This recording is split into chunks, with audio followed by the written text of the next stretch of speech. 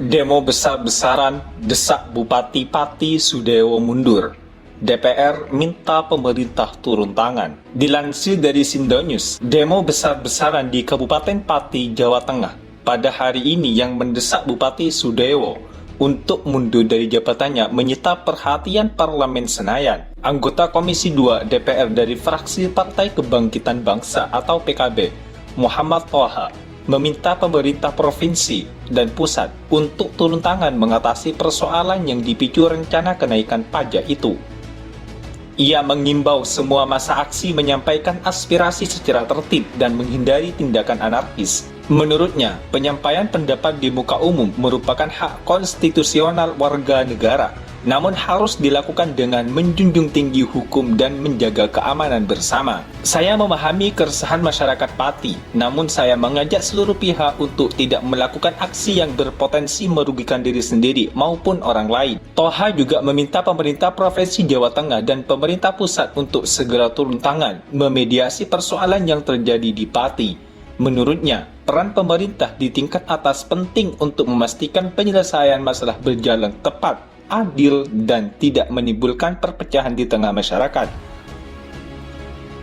Ketegangan antara Bupati Pati dan masyarakat tidak boleh dibiarkan berlarut-larut. Saya mendorong agar semua pihak duduk bersama, membuka ruang dialog dan mencari solusi terbaik demi kepentingan masyarakat Pati, tambah legislator asal Dapil Jawa Tengah itu.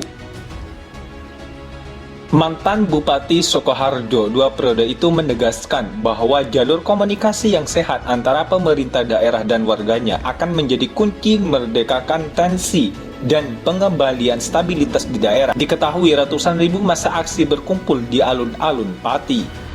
Mereka menuntut agar Bupati Sudewo mundur dari jabatannya karena dinilai tidak layak menjadi kepala daerah. Bahkan Sudewo pernah menantang masyarakat untuk menggelar demo. Dia tidak akan gentar menghadapi mereka, walaupun yang berunjuk rasa sebanyak 50.000 orang.